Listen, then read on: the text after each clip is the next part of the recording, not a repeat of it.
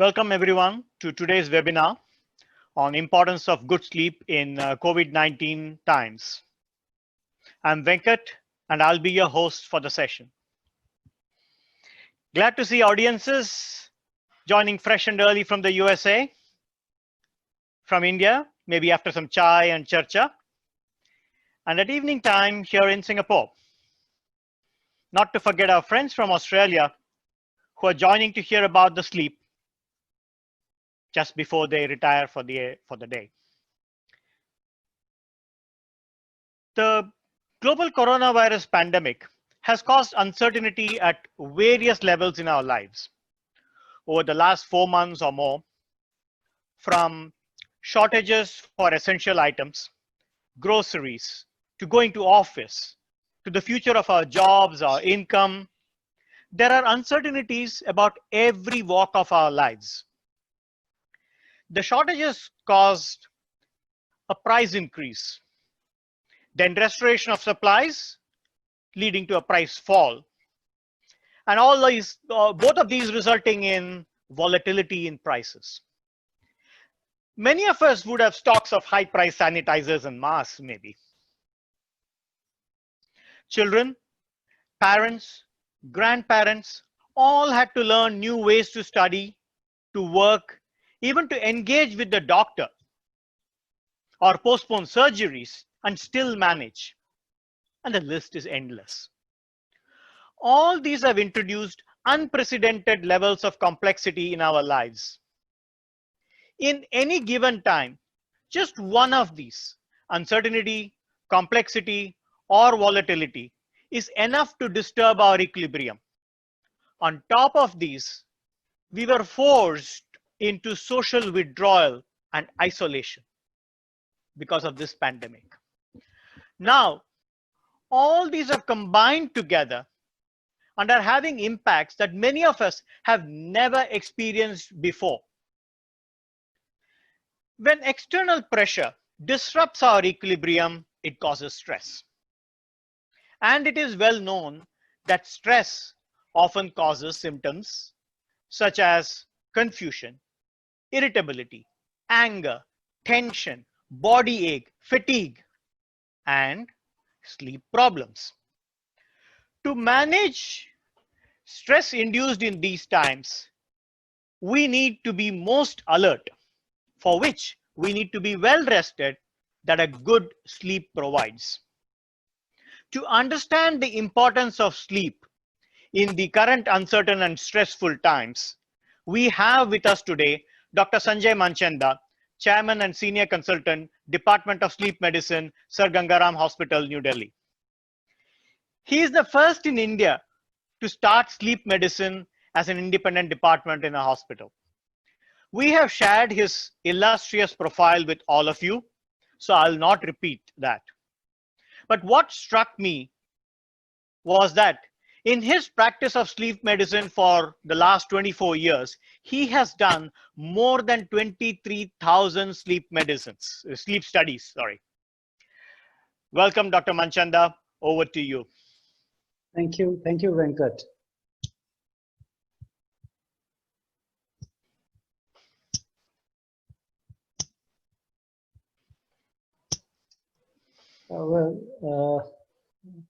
At the outset, I would like to thank Mr. Mridang Ojha and Mr. Venkat to organize this webinar on sleep in COVID-19 pandemic times. The last 5 months have turned our world upside down. And the thing is, no one in the world at the present scenario has witnessed what we all are seeing and witnessing at this particular time, with heightened amount of anxiety, fear, vulnerability, stress, and frustration, all encapsulated into one. Our roaring apple cart has not only been put to a grinding stop, it has in fact been pushed in a reverse order. When Mr. Venkat and Mr. Ojha asked me to take a talk on this particular issue, I thought it was a cakewalk for me. It is okay, it's fine. Little realizing that I'll not be talking to my medical fraternity, and rather I'll be talking to a non-medical elites. So I had to de-learn a lot and relearn a lot to avoid putting a lot of medical jargon or medical complicated words. So I've tried to avoid that so that we can just go on with the show and maybe it is of some information to you. Now, starting from here, let's first define what is sleep. Sleep, it is the natural periodic suspension of consciousness during which the powers of the body are restored. Effective and simple. Well, before anybody else, it was basically Shakespeare who was a great observant of sleep. And in all his novels and all his plays, he has given vivid, say, descriptions of all the kind of sleep disorders. And there was one quote of his that, "And sleep that sometimes shuts up sorrow's eye, steal me awhile from my own company." So you need to dissociate yourself from yourself, because the thing is today we are having immense amount of pressure on us. So let's just move on from there. Sleep basically is still an enigma. After thousands and thousands of years, it is still an enigma. And one basic example is that only in last 50 years, we started basically studying about sleep. But its importance cannot be underestimated. And I think best described by Rashafen, that if sleep does not perform an absolutely vital function, then perhaps it is the biggest mistake of the evolutionary process has ever made, taking away 1/3 of our lives for nothing. But I hope that is not so true. And we all will agree with it. We do need sleep to recoup from everything in the daytime. So the plausible functions of sleep are restoration of mental and physical functions, entering information for memory consolidation, re-establishing communication between various parts of the brain, and it's a time for the body systems to restore the energy and repair the damaged tissues. But unfortunately, sleep still is not a societal and to an extent not even a medical priority. As a population, we are sleeping at least 2 hours less than our predecessors were doing around 100 years ago. Probably that can be related to the development of artificial light. So God has, and nature had given us very clear demarcation, the day for working and night for resting. But today we have a 24 hours day and the line is getting thinner and thinner. So is the safety margin. So we essentially are a sleep deprived society. And this is becoming worse with the present pandemic because of the immense amount of stress, pressure, and all the kind of negative feelings that are there. So there was a wonderful quote that you can fight many enemies and win, but if you try to fight your biology, you are likely to lose. So we are fighting a losing battle as far as sleep is concerned. We are not talking of pandemic because there we have to have our hopes alive. We have crossed these things earlier and we will, God willing, do it again. Now, a lot of people, they ask me a question that what is the adequate amount of sleep? There is no fixed value for that. It basically rests on 3 basic premises. One is the duration, timing, and the quality of sleep all put together. Duration means that people can have various kind of, say, sleep duration requirements, which could last from, say, 6 hours to 9 hours in different people. But at the same time, it is very, very important the timing of the sleep. That is the regularity with which we go to the sleep. If we are having erratic kind of, say, a work culture, or for that matter, our lifestyles, the brain and the centers which basically regulate sleep, they get confused. And as a result, there is a problem of sleep deprivation, undersleeping, and not having a good quality of sleep. And finally, the quality of sleep. Quality of sleep is basically divided, the sleep is divided in various, say, kind of modules, as we call them a sleep architecture. So where we have the awake phase, we have the light sleep, we have the deep sleep, and we have the dreamy sleep. They have all been allocated certain amount of percentages and they have a cyclical pattern. If any of these things is not into the right domain, then we are likely to suffer. So even if we are having a quality of sleep which is not good and we are having a good duration of sleep, it may still not be a restful sleep.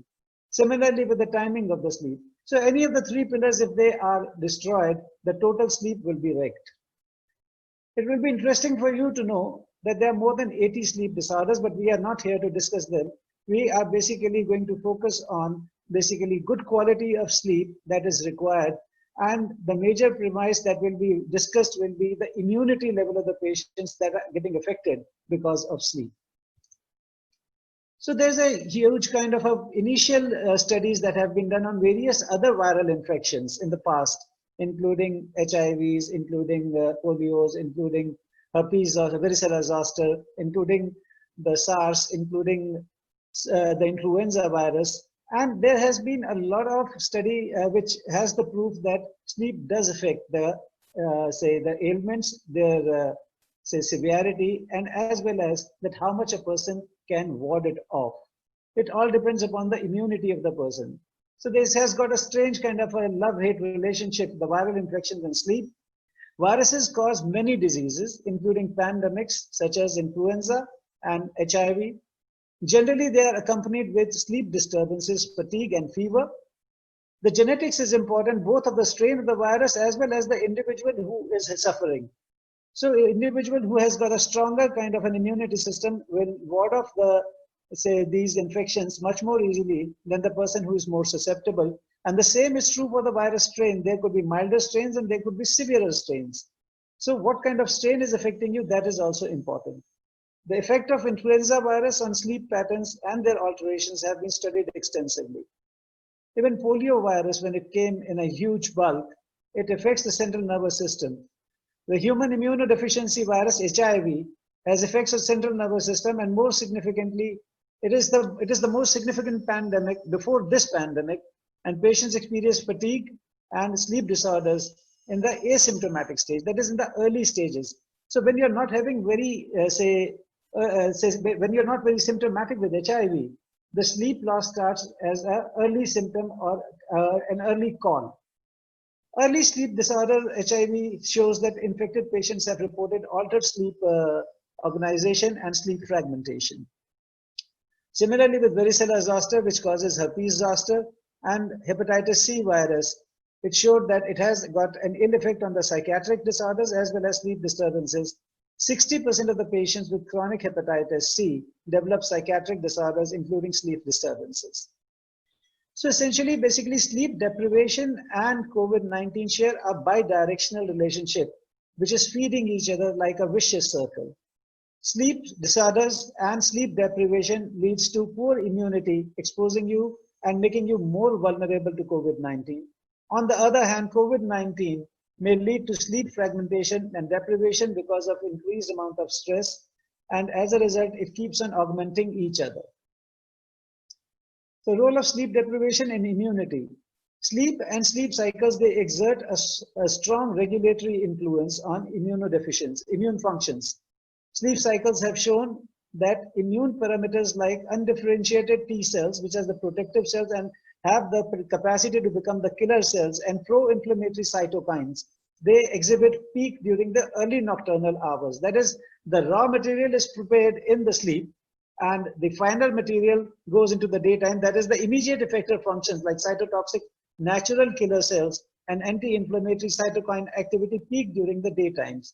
So we are manufacturing the raw material for this particular kind of immunity in the sleep and expressing it during the day.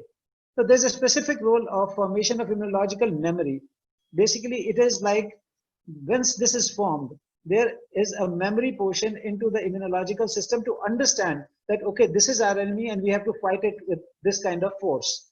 So this recognition is basically the basis of convalescent plasma therapy. Like a person who has had COVID-19, has recovered from it, his plasma is having antibodies against this particular disease. So with the same group of the plasma, it can be transfused into another person who is having the active disease. But this is all still in experimental stage. And same is true with the vaccination, because they have a memory to fight this organism. The chronic sleep loss is not only associated with increased inflammatory markers, it is also associated with immunodeficiency. So it is a double whammy. The immune response to influenza virus diminished after 6 days of restricted sleep. As a vaccination, even if you are undersleeping, then your immune response would get basically, say, diluted.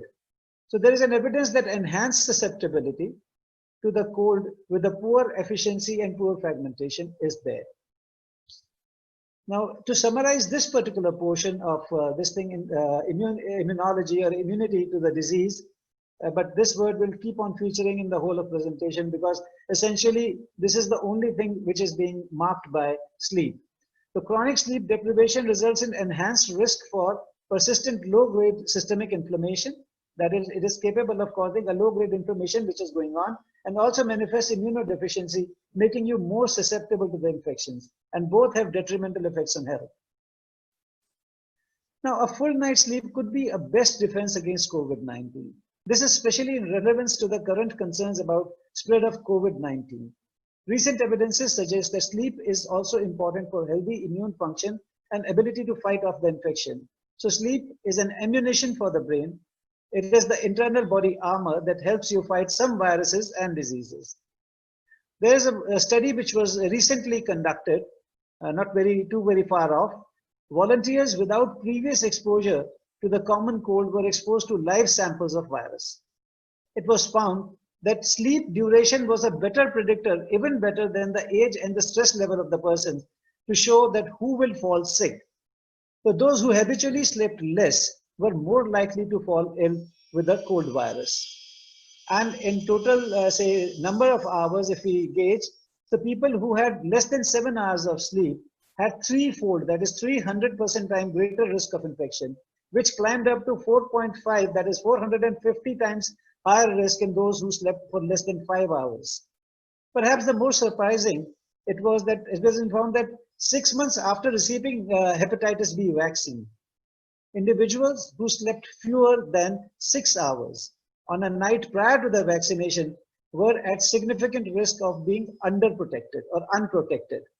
So this is the kind of, say, the previous researchers have shown, and well, that we can extrapolate this to the COVID-19 as well, because it's a whole series of, say, viral diseases which have behaved like this.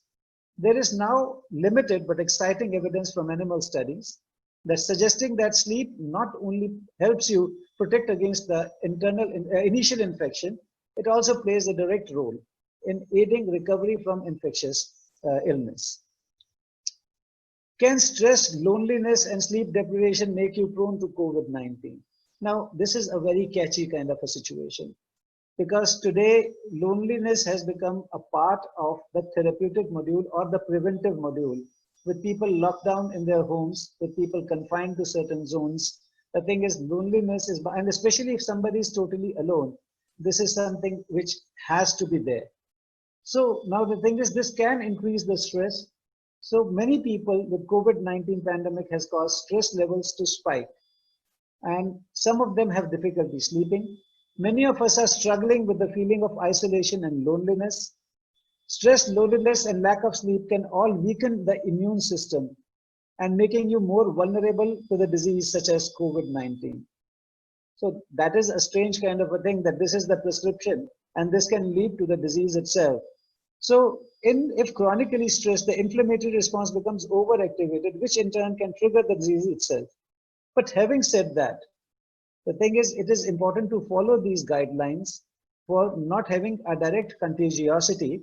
But at the same time, we have to develop certain newer passions, certain newer kind of things, being in contact with our dears and nears through our electronic devices, so that the level of the stress and the loneliness can be decreased. So other things are that high level of inflammation are caused by overburdened immune system, and that cannot properly defend against the diseases. Overactivation of inflammatory response in the lungs turn into pneumonia, which is basically followed after the cytokine storm, as has been mentioned, and especially leading on to ARDS, that is adult respiratory distress syndrome, where this is almost a terminal kind of a condition. Large number of patients who have gone onto the ventilators, and a good number have perished over there. Because, and we should try that this should not reach this particular state. So isolation, when people are lonely, isolated, or simply perceive that they have less support than others, and they'll experience high level of chronic physiological stress. Now, this body of research make our current pandemic even more confounding.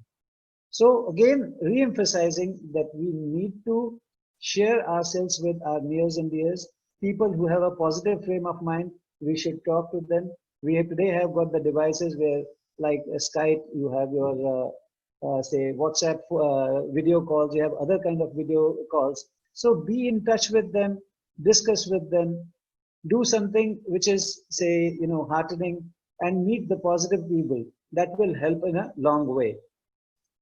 Now, it is recommended to stay in touch. I've already said that 2016, JAMA is an international journal, that is Journal of American Medical Association, and found that getting insufficient sleep as well as having a sleep disorder or simply tossing and turning too much was associated with greater likelihood of getting cold or respiratory infection. So the features of most of these respiratory viruses, influenza, SARS, they are same, and they are affecting in a same manner, except that in this particular case that contagiosity is very high, though the death rate eventually may not be very different from others, but it has got great amount of morbidity and fear attached to it today. If you miss your sleep, you gain these things. That is all the wrong things. Let us see what are we gaining by missing the sleep. Obesity. Staying up late upsets the balance of hormones which regulate appetite and induce the food craving, making you reach for the snack at the dead end of the night, and you know what is the rest. You gain weight. Diabetes. Going without sleep affects the body's ability to manage glucose. This, along with obesity, can increase the risk of diabetes. High blood pressure. Lack of sleep can impact body's ability to regulate stress hormones, leading to high blood pressure in a long run. Heart disease. People who do not get enough sleep have more stress hormones in their bodies, which can be disastrous to the heart over a period of time. And if you remember the guidelines from CDC, people who are more vulnerable are obese, diabetics, hypertensives, and heart disease. So if you are sleeping less, you are augmenting all these features. A good night's sleep can possibly, if not finish, it can at least have a decreased effect on all of these things and can basically tone them down and make you much more safer. Now, why it is important to get a good night's sleep during COVID or coronavirus outbreak? Can sleep help my immune system fight coronavirus? Ample sleep supports the immune system and thus improve the outcomes of the patients fighting with the virus. On the other hand, sleep deprivation weakens the body defenses and makes you more vulnerable to the contracting a virus. Can sleep help improve my mood and productivity during COVID-19 pandemic? Adequate sleep can maximize your potential for having better days under these circumstances. Of course, the circumstances are not very good, but at least it will help you do that. Optimal sleep helps regulate mood, improve brain function, and increase the energy and overall productivity during the day. Why are so many people having trouble sleeping while sheltered in a place, like isolations, like quarantine, like when you are locked down? One is the elevated level of stress and load of information. Now today, the biggest part is basically the information overload that has been there on all our mobile phones, on our iPads, on our television, and which is all very, very disturbing, degrading, and putting us into great unrest. They can keep our minds racing and elevate body's arousal system response, triggering insomnia. People are spending every waking moment getting one last look at their screens. The news updates, the COVID-19 education, and their social connections. Third, the most important, this is true for all the sleep disorders or all kind of insomnias. All these devices, the LED devices and the televisions and everything, they emit what we call as blue light. It is an ultra short wavelength, light, which simulates the, sun rays to the retina. So it is a signal basically for the brain to stop producing the sleep hormone, that is melatonin, which can lead to the trouble falling asleep. So the thing is, if we are exposing ourselves a lot, then we are going to cause problem to ourselves, especially in the later part of the night. It is important to get occupied with Netflixes, television, and other things. But see the positive things. Do not go on basically to find out all the information that is available, because it is changing every single day. It is not a constant knowledge, and nobody is having a complete knowledge of what is happening to us today. There are no medications, there are no vaccines till now. So what we can reduce is the amount of unnecessary knowledge that we are getting. Now, what can help sleep better during coronavirus outbreak? Create a sleep schedule.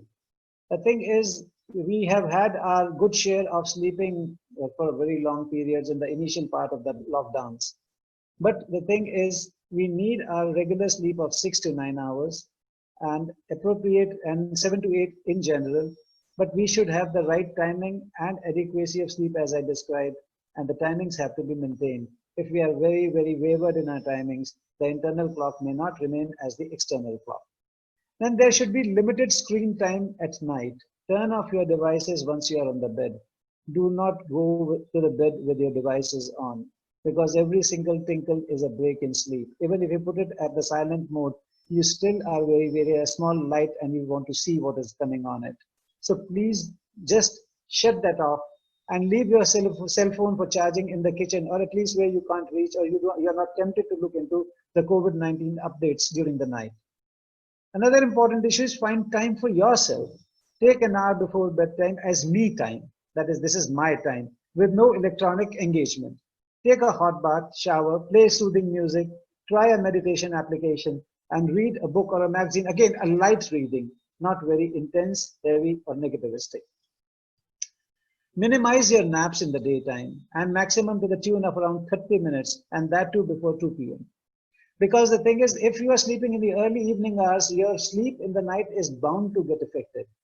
So try and minimize this kind of a thing and let the normal cycle, the normal diurnal variation take its course. Try deep breathing or pranayam, which is very much popular with the yoga systems. And it not only dissipates your say anxiety and nervousness, and it gives your lungs an intense amount of ventilation. Enhance your sleep environment. By enhancing your sleep environment, everybody has a different requirement. There are no two people who have the same ones. There are people who like to sleep in slightly lit room. There are people who want pitch dark. So choose your ones with a comfortable temperature, with a comfortable lighting, and comfortable, say, bed sheets and your mattresses. Gain control over your stress. Try new activities and hobbies while at home. Painting, writing, photography, indoor exercises, watching the videos of exercises and doing at home within your confines. Find ways to stay connected with friends and family through a technology, because this goes a long way. What people do not say no is that if you are a group of people who are getting together, you have a sense of excitement, say starting at building up around 1.5 hours early, and after an hour's talk, it lasts for another 2 to 3 hours. So that way you have engaged yourself for nearly 5 hours if you are regular with these kind of activities. Structure your day schedule. It is very important that we keep our day schedule structured, for the simple reason that if we are going haywire with it, sleeping at odd hours, sleeping in the afternoon, watching late night televisions, everything, our mental clocks will change, and when the normal or the so-called new normal will emerge and we have to go back to our work, we will have to again realign ourselves to and change ourselves, which will be, say, again a difficult process. So do not let yourself go astray.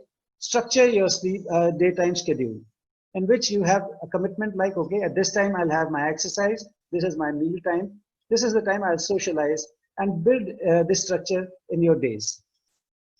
Now there are immuno-boosting kind of, say, the food products and which minimize the effects of infection. So first is improve your diet. Your diet should be low on carbs because you're not actively exercising, you're not going, so immediate rise of sugars is not warranted. Take protein high diet with vitamins. Don't compromise on your sleep, have a full quota of sleep and sleep hygiene to be maintained. Stay hydrated. Hydration helps flush out the toxins from the body and lowers the chances of flu. Alternatives include citrus fruits and coconut water. Don't skip your exercises. Even light exercise will go a long way in releasing the toxins from your body. De-stress yourself, as I've already said, with the meditation and deep breathing. Avoid smoking, alcohol, and other addictive substances, and avoid unnecessary traveling, because everybody is like, say, a candidate who can transfer the infection. If it is not very, very important, avoid traveling. The other immunoboosting supplements are vitamin C, vitamin D, zinc. Zinc deficiency often makes one more susceptible to flu, cold, and other viral infections. In our Indian culture, turmeric and garlic have found a place in our kitchens for a very long period. Turmeric basically boosts the immune functions of the body, and garlic has a powerful anti-inflammatory and antiviral properties. The tips are like this is something which I am reiterating because it is important for us to understand that this is really, really important. Make time to unwind yourself. Assign yourself a worry time. Sometimes worrying is not bad because that is something which stimulates us and makes us aware, okay, this is wrong and we should be doing the right practices. So worrying is not always a bad thing. And at this time, worrying a bit is something making you more prudent, more clear about the things. So assign yourself a worry time, but should not go on. Put a pen to your paper. Putting your emotions into words can help you get through stressful periods. Limit your media exposure. As I've already told, the updates should be seen only once or twice a day. As far as I'm concerned, I've switched out all the news channels right now. I see them once in the midday, because the thing is, it is not going to yield anything. There are a lot of confusion around. A lot of theories are coming. A lot of say presumptive medicines are coming, which are changing the very next day. So whenever we will actually have a medication or a vaccine, world will know and people will use it and they will be much better. Till then, don't burden yourself with this knowledge and do not develop FOMO, that is fear of missing out. In these circumstances, if you are not knowing certain things, you are not missing out on anything at all. Remember to breathe, try relaxation techniques. Your bed should be predominantly for sleep. A lot of people go on the bed and toss and turn and keep on waiting for sleep. This is a wrong kind of a methodology. Go to bed only when you're feeling sleepy, because bed is not a sleeping pill. Create a healthy sleep environment. We have already told you, avoid nicotine, caffeine, and alcohol, as these can make anxiety worse.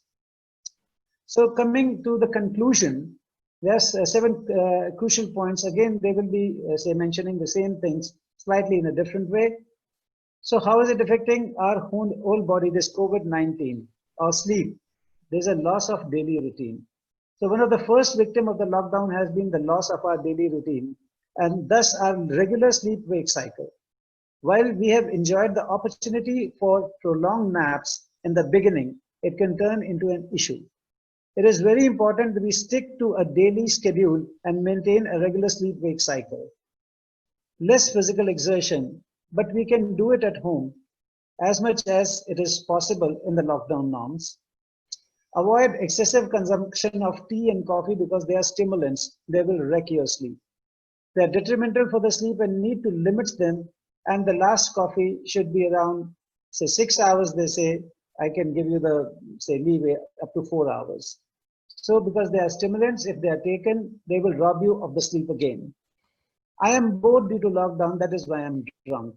Well, that is not an answer.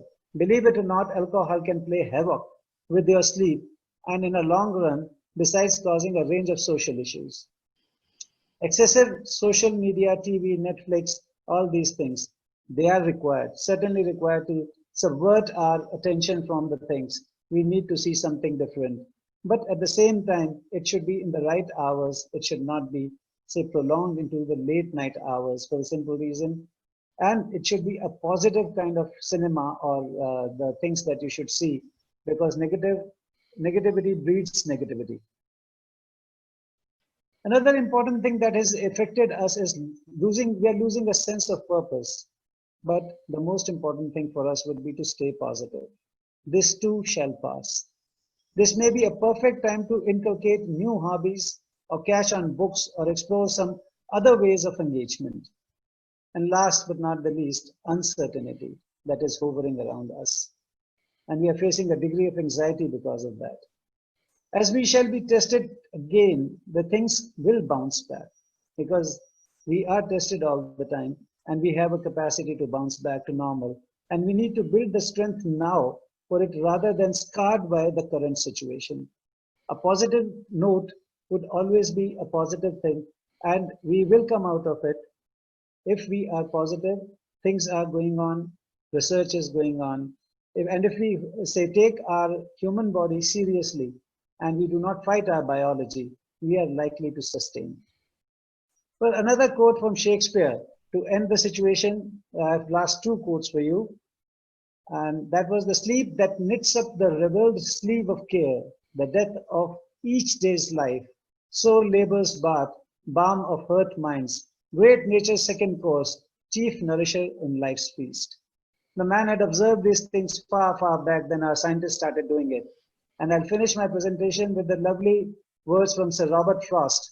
The woods are lovely, dark and deep, and I have some promises to keep, and miles to go before I sleep, and miles to go before I sleep. Thank you, ladies and gentlemen. Thank you, Dr. Sanjay. Thank you, Dr. Sanjay, for the presentation and explaining how stress due to the uncertain situation created by the pandemic and sleep-related problems have a bi-directional relationship, and also that sleep can build up immunity. That is good to know. It is interesting to hear about the love-hate relationship between the virus and the sleep. I hope we can practice some of the sleep hygiene practices that you recommended. We would be now starting the Q&A, but which first we would have the questions that people have already asked while they registered. But meanwhile, while I'm getting that slides up, there is a question which has just come up from the audience now live.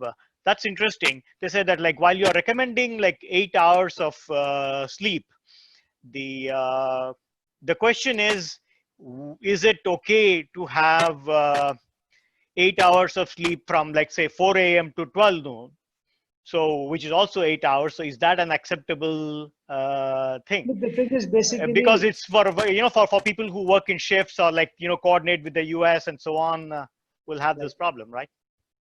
If it is a professional problem, people do go on these kind of sleeps. But this is not a recommended way of sleeping, because night was designed for us to go into sleep and day was for working. But if it is a professional hazard, you are a night shift worker, you have to compensate for your sleep any which way. And again, having said that, 8 hours is not a sacrosanct figure. It is a kind of a range, and everybody is wired differently. Some people are very, very happy with 6 hours of sleep, and there are people who do not fresh even after 10 hours of sleep because they have an underlying sleep disorder, so their sleep is not fulfilling.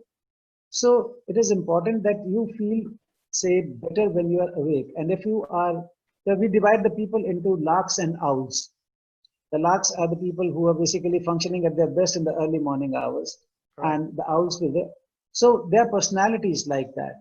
Even if, in the corporate sector, when I take my talks, especially on the features of when, we are a 24-hour world and we are working 24 hours, say, so they should have a tendency to pick up the people who function better during the day and the people who function better during the night, rather than forcing everybody into the same kind of a cycle or a grill.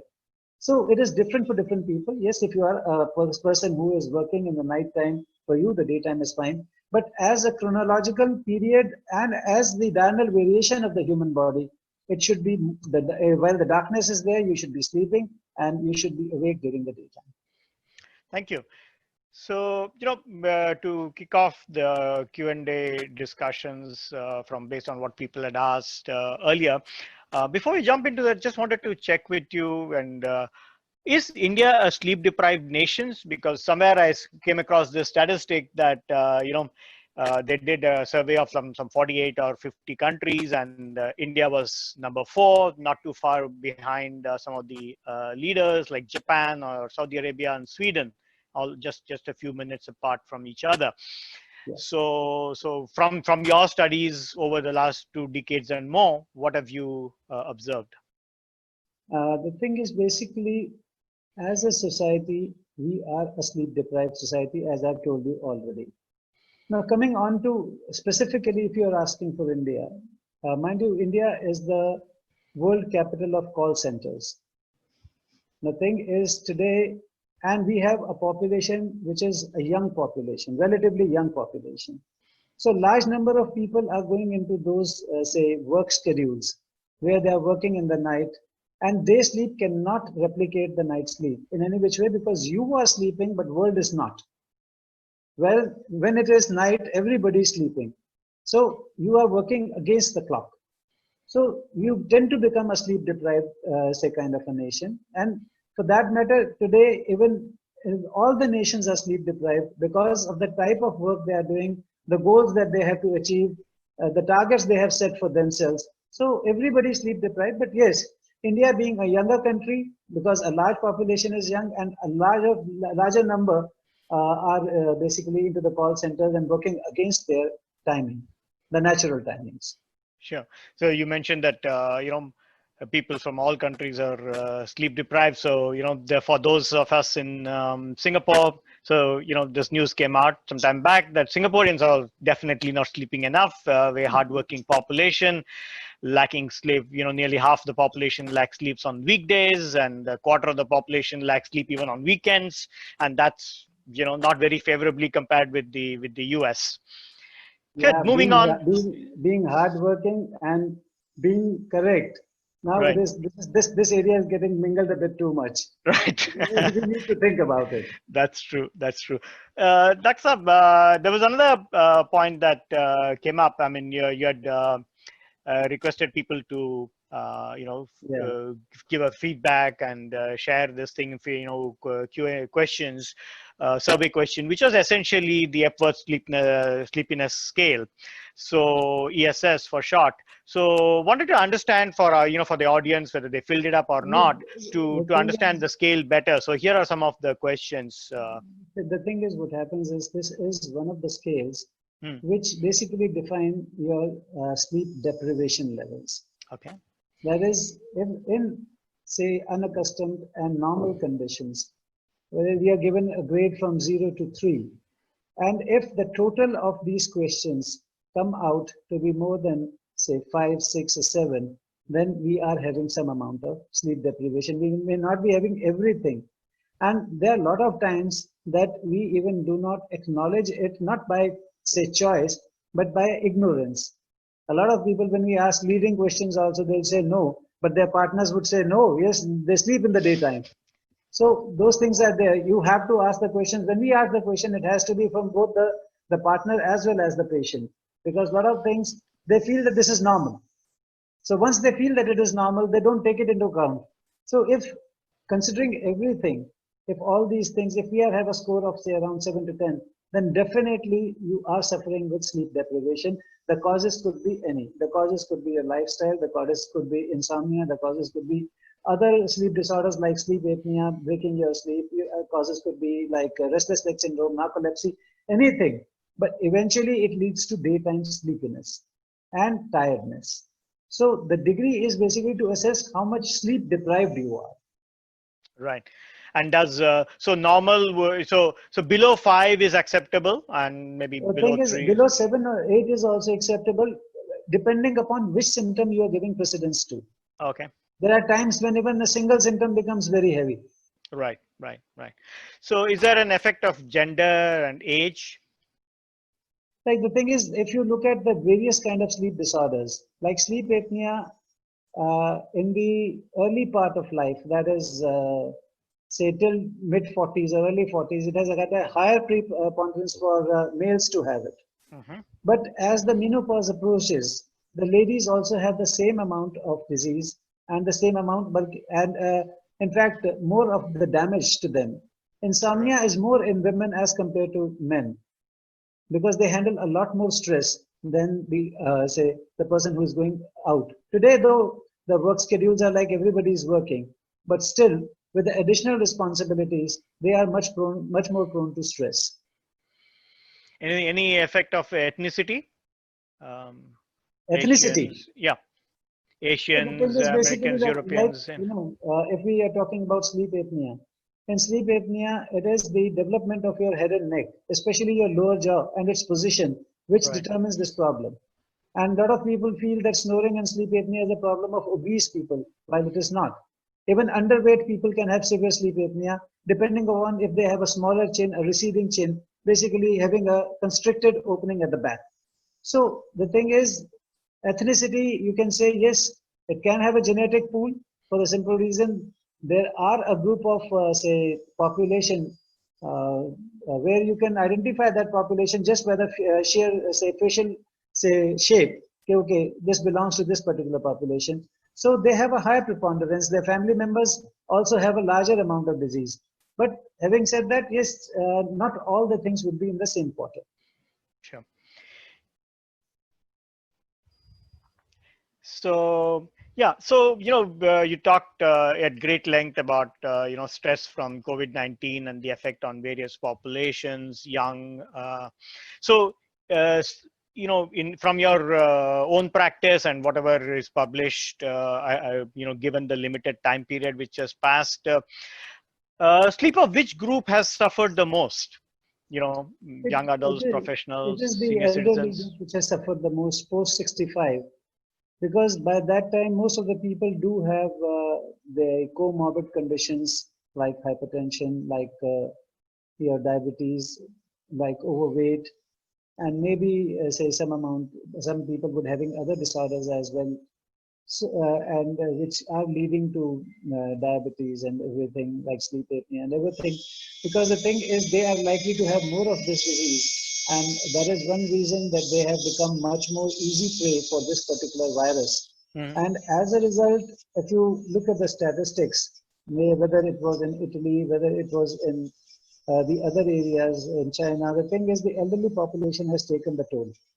And the other group, like in India, there's a high number of, say, people who have developed the infection, but they've passed the test easily. That is the younger population.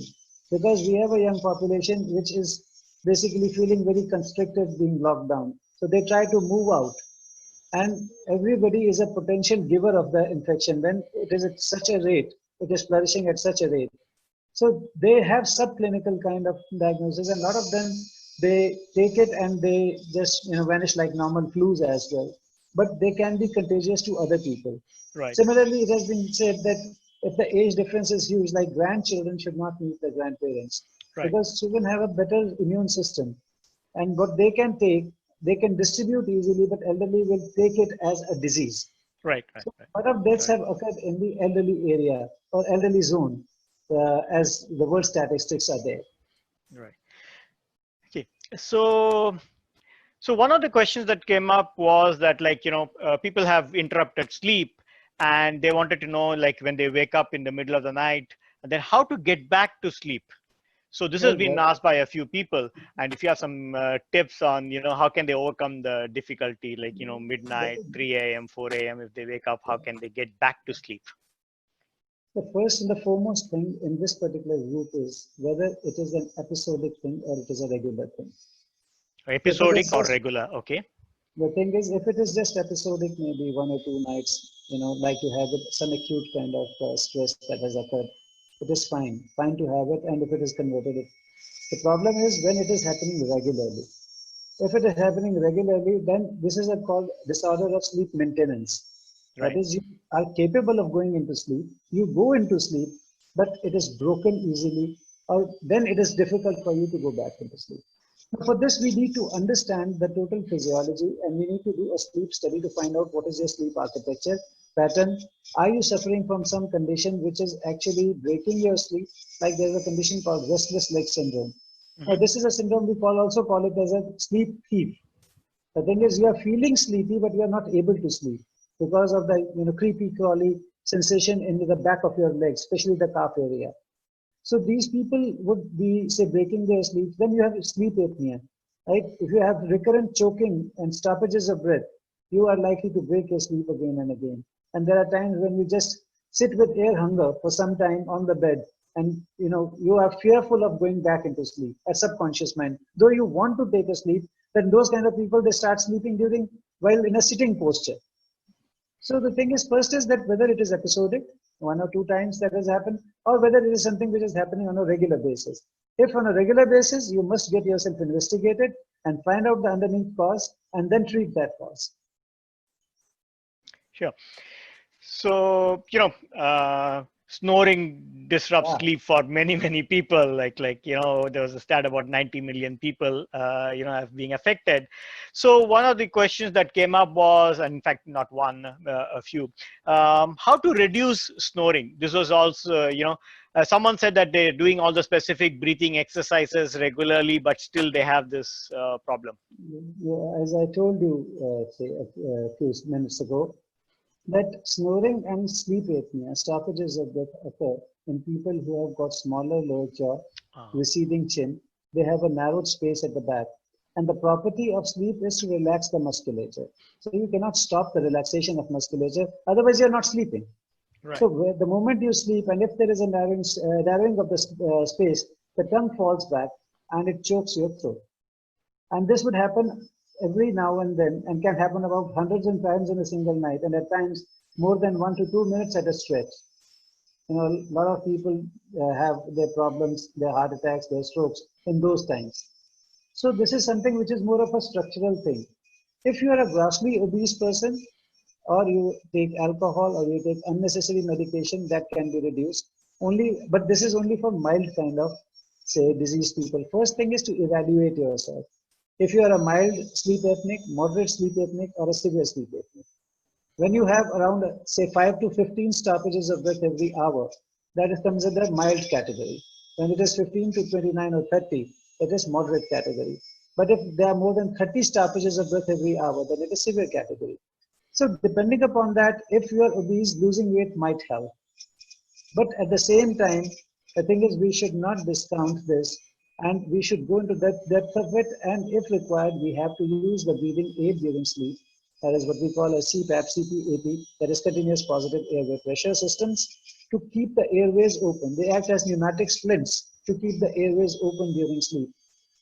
Now, the other things are there. There are some surgeries also, but again, they are limited to the milder cases, and they also have to be planned very nicely.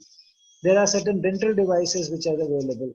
But at the same time, you must know first the severity of the condition and the face of the person. Only then you can decide that. There is nothing that can reduce the snoring unless you are just having asymptomatic snoring. Prove that you are not having sleep apnea, and weight loss in such persons can help. Right. So, I and think, avoidance yeah. of alcohol, because alcohol further, it aggravates it basically relaxes your musculature a lot more. So again, the stoppages will. Another important thing that it will do is basically it will shut down your brain, which is your wake up organ. Brain is the thing which wakes you up that okay, something is wrong with you. The brain is sleeping, so the stoppages of breath will also increase. So anybody who snores a lot should avoid, say, alcohol before the bedtime, because Right. the same is true with the sleeping pills, like any kind of tranquilizers, hypnotics, sedatives. For the simple reason, people think that it is the bad quality of sleep, they start taking these medication, and they will aggravate not only snoring but stoppages of breath. So first is to rule out, and then go for anything which is correct for you. Right. So I think you already covered sleep apnea with the Yeah. previous question and so on. So I think I'll move on to the next one. You did touch upon conducive environment in your presentation. Do you want to add anything? Because some of them wanted to know how can they set up something at home to fall asleep? You don't need to set up a lot of things at home. The Okay. thing is, your bed have to be comfortable, Right. comfortable to you while you lie down on it. The light, ambient light is something which is, different for different people. There are people who want lights on when they go off to sleep. They have some fear from darkness. Right. Then there are people who want pitch dark areas to go into sleep. They should be relatively cool. They Hmm. should not be very warm, except in the winters when you are there. But rest of the things, that in normal times it should be cool, comfortable, dark, and with a good mattress. That should be all. But every individual has got a different requirement that is the best suited to them. So they will Right. know that what gives them the best quality of sleep. Right. Someone said that they have to make a lot of effort to fall asleep. I think you're like you mentioned, whether it's occasional or if it's regular, they should probably talk to the doctor and get a better idea. Is that what you had were talking earlier, referring to that? Uh, Someone mentioned that they were having lot of effort to fall asleep itself. And I think many of the points you had covered in your presentation, why that could be happening and what they should be a good sleep practice, right? Is that correct? I think we've covered those, right? Yeah, you can, for the people for whom it is difficult to sleep, we practice certain things what we call as sleep hygiene points. Right. The thing You is, mentioned. and this is, basically reserved for people who are having difficulty in sleep. So the first thing, of course, is go to bed when you're feeling sleepy. Don't go to bed for sleeping Right. Right. because bed is not a sleeping pill. So if you're just tossing and turning in the bed, get out of it because it Right. is creating a negative feedback cycle inside you. Second is that if having delayed sleep is your problem, then in that particular case, no matter what time you sleep, you make your wake up time as common, so Right. that the clock will shift back to the original area in due course of time. This is what we call as chronotherapy. That is Right. basically chronologically it will slowly go, but you have to have some patience with it. But it will help. Right. Third is remove any kind of clock that you are having, say, in your room, Mm-hmm. because if you are awake, it will be your natural instinct to see a clock every, say, 10 minutes or so, because rest of the people are sleeping. So remove that. It creates again a negative feedback cycle. Right. Then Right. your phones, your iPads, your devices should be shut down unless you are in a business or or in a working area which has emergencies like medical professionals, like police people, where they can be called anytime. Apart from that, we should shut it down because all the messages are being recorded. You can see them in the morning, and there's no urgency as such. If you're television buff, you should stop seeing your television at least 40 minutes before the stipulated sleep time, for the simple reason that a lot of things happen, and if some interesting program is going on, even if you are feeling sleepy, you try to say, okay, I'll finish this one and go off to sleep. By that time your sleep cycle gets evaporated, and next cycle would come around 1.5 hours later. So you again feel very distressed. Right now I was having it and now I'm not having it again. So just shut it off from that area and sit on a comfortable chair, listen to some instrumental light music. You can do a good, easy reading, not very engrossing one. And once you feel sleepy, you go to the bed. Another important issue is that a lot of people go to gyms in the later part of the evenings, thinking that if we are having a lot of, say, tiredness, we'll sleep better, which is not a right thing. You should have a difference of around 3-4 hours between your last exercise, heavy exercise, and sleep, because for sleep you need a relaxed body, you don't need a very tired body. Right. And last Right. but not the least, you can take a warm shower before bed, and that will help you in a long way. Sure. Thanks. So there's a couple of questions were about dreams and that why do they get dreams that are unrelated and they can't understand, dreams that they. Understanding of the dreams is still an enigma for everybody, not just you. But at the same time, the dreams occur in basically the sleep phase, what we call as REM, And that is rapid eye movement sleep, and we also call it active sleep. Now, in this particular portion, normally in whole sleep architecture, it should not be more than 20% of the total sleep. okay. But in some cases, this barrier is broken. It goes up to 30, 40, 50%. Now, one, it is distressing. Second is that it is taking or eating up the supply of deep sleep when you get relaxed and your body tissue gets repaired. So both the things are harming you. You are in active sleep. Like if there is a lion in front of you in your dream, your Hmm. body functions will act as the same manner. Your heart rate will race at the same time. Your perspiration would be the same kind as you are seeing in the live daytime. So the thing is, if it is more than the normal, more than say 15 to 20% of sleep time, then you need to take some medication to basically bring it down and convert it into the slow wave or the deep part of the sleep. Right. So we have some business owners here in the audience. We have some senior managers who have a lot of people working for them. Um, so we know that from a business standpoint also that lack of sleep causes a lot of productivity loss for the country, loss in GDP. So do you have a message for business owners and senior managers as to what good practices they should have in their companies to encourage their staff to have good sleep habits? I mean, you have emphasized and elaborated on what are the good sleep habits. But the question here is like, you probably tell the corporates maybe, like, guys, introduce some things like this so that so that your employees have good sleep habits. So what are the things that you would recommend to such people? I just had said in the initial this thing that you can win many battles and win the wars, but if you fight with the human biology, you are likely to lose the battle. The first thing is to appreciate everybody's time. That is a very, very important thing. And to appreciate everybody's body physiology, because they are not from a different planet. They are from the same planet and they need as much. So there should be fixed timings of, a lot of people are working from home today. So presuming that everybody is free, the time scales have taken a beating. You can call anytime, you can send a message anytime, and anybody who is a responsible person will try to revert at the same time. Right. What is happening is, unless the managers, the bigger managers, they appreciate the limitations of this, it will not be possible. Because by the end of the day, you need your employee to be well rested so that he can do a great job for you. And this is the onus on us or the managers, basically, to ensure that they get their proper sleep, they get their these things. Unless it is once in a while, it is of something which is very, very great importance, a great importance to them, fine enough. But let's not make it a kind of a thing that you can ask this thing anytime.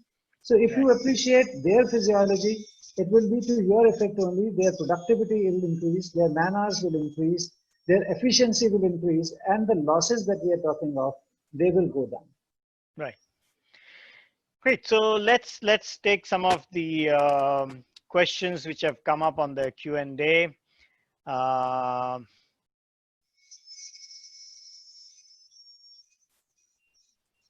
So there was a specific question that I wake up after sleeping for about 4 hours, either due to snoring or my tongue is pushed up against the upper palate. I'm breathing well.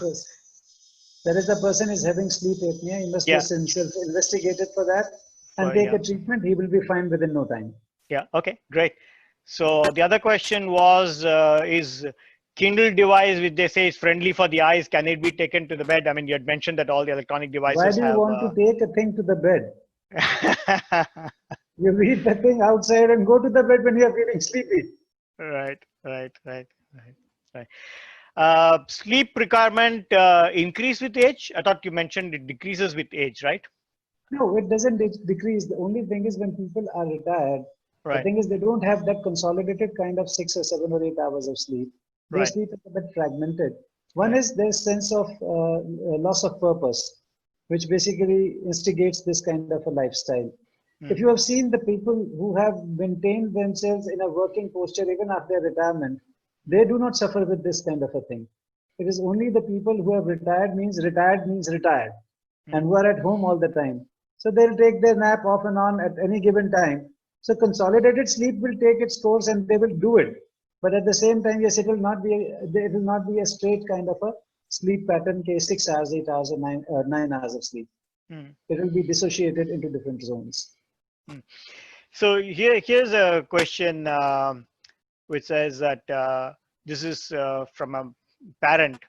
My 9-year-old has a question. Why do they feel more sleepy at the time of getting up in the morning and not feel like going to bed at night? Well, the thing is, it is the artificial light which has promoted this culture. Today, most of the parents themselves are sleeping at 12:30 in the night, or maybe in the morning or 1, and with either their work profile or their lifestyles. So children emulate the same thing, and if the light is on and you are also awake, they have that tendency to imbibe, and that becomes their second nature. Like the thing is, if in the olden times when you did not have that much of electricity, the thing is, if the evening has come, people were bound to think now it is time to sleep. But today you do not. So, and this over a period of time becomes your new clock. Right. So if you are sleeping late, you are likely to rise up late, and you feel very tired, groggy when you get up in the morning. If you remember, in the olden times, the schools used to start at 9ish. Correct.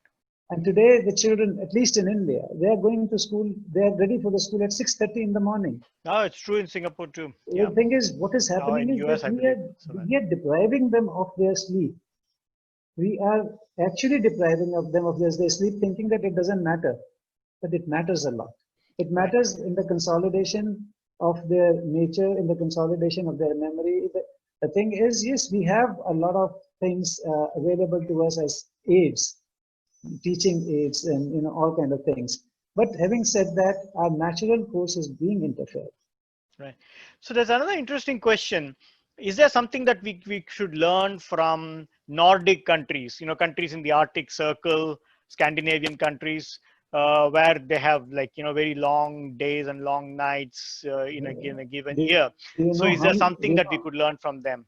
we can't learn from them anything. They are in a bad state actually. Mm, Every house has got triple curtains over there. I've been to Finland extensively. okay. Because the thing is, the day is so long that even at 1 in the night, you can see a blue sky occasionally.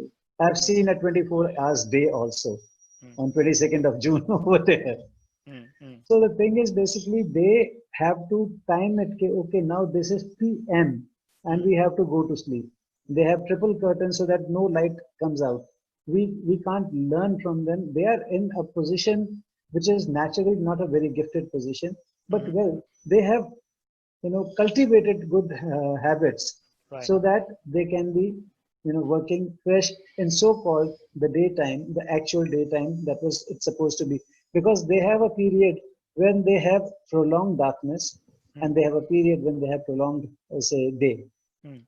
So both the things are not very easy. It's very gloomy at times, and you need to get accustomed, acclimatized to it in a very, very different manner.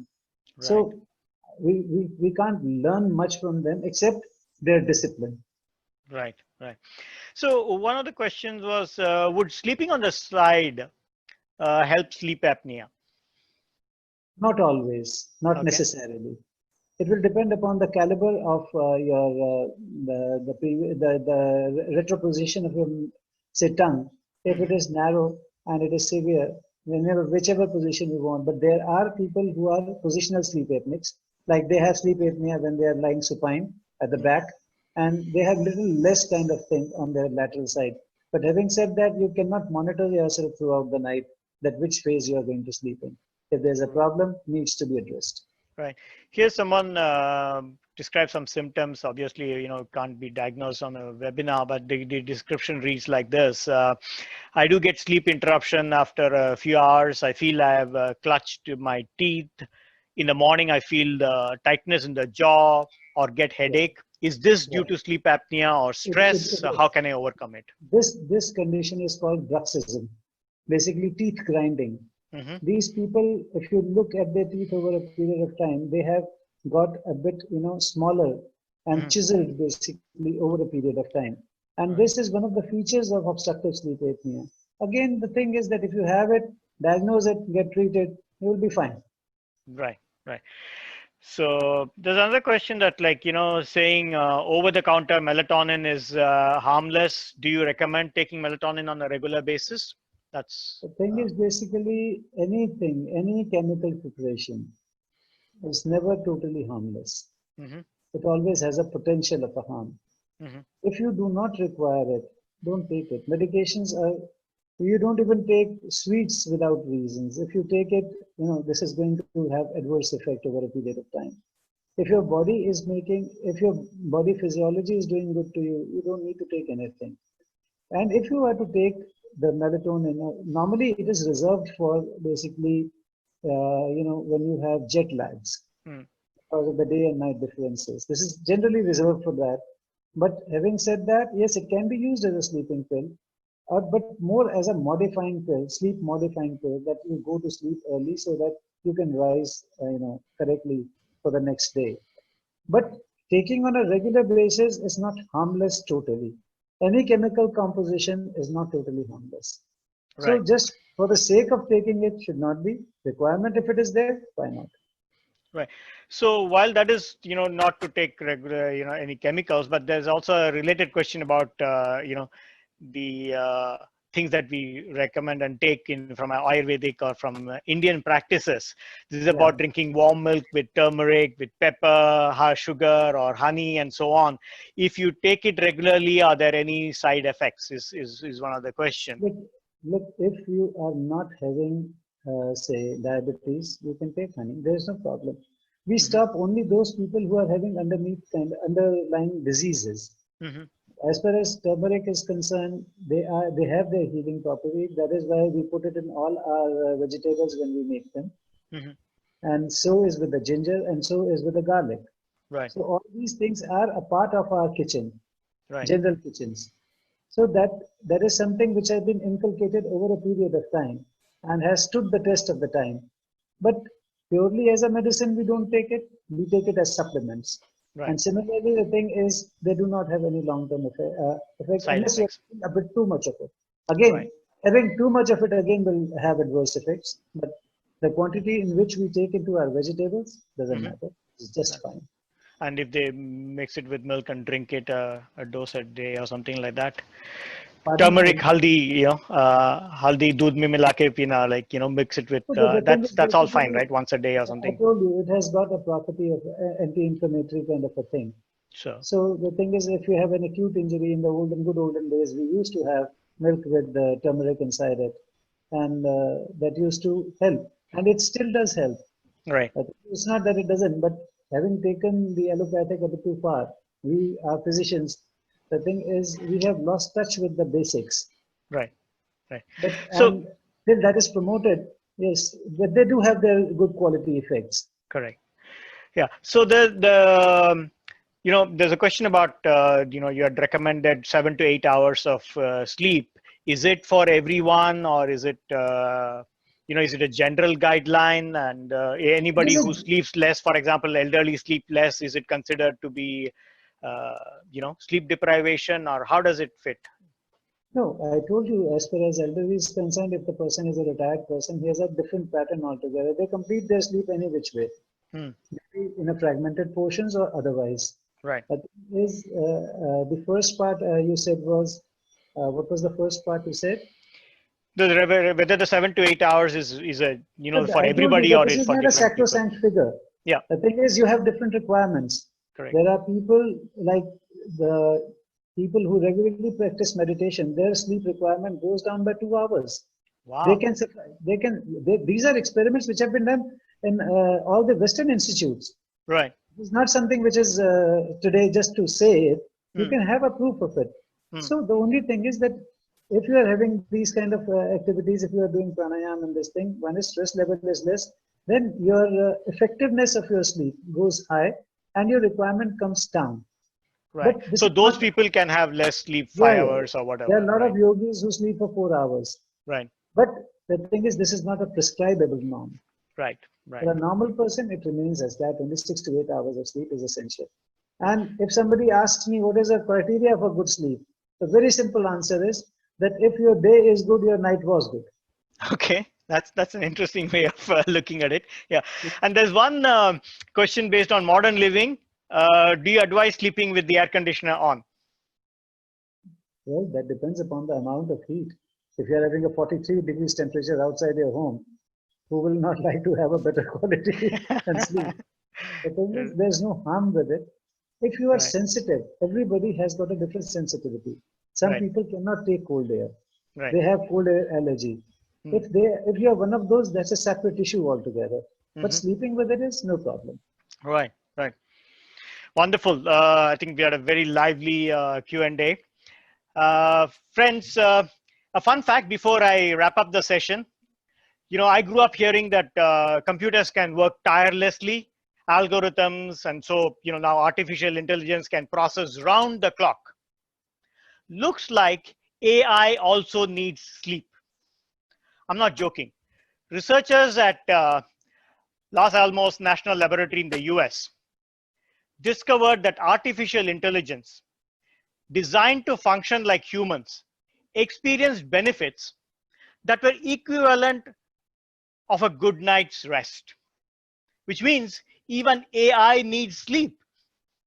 Let that thought sink in. This research paper is going to be presented only tomorrow, 14th June. So you heard it here first. Please join me in thanking Dr. Sanjay Manchanda for the insights on sleep and its importance during these times of crisis and pandemic. That he shared with us various insights as well as good practices, hygiene practices. The credit for bringing Dr. Sanjay's expertise to you all goes to my friend Mrigank, who is the co-host and who actually worked tirelessly from behind the scene to make this webinar a success. He also arranged to record the webinar. So in a few days' time, he'll also send you a link to the recordings. So some of you have asked this in the questions, whether we will get a recording. Yes, sure. He has made arrangements for that. Dr. Sanjay has kindly consented to share his contact details. You can see them on the screen now. And we plan to bring more such experts from different walks of lives to you. So please do stay in touch and please join us in subsequent webinars. Again, a big thanks to Dr. Sanjay Manchanda. Thank you very much. Thank you.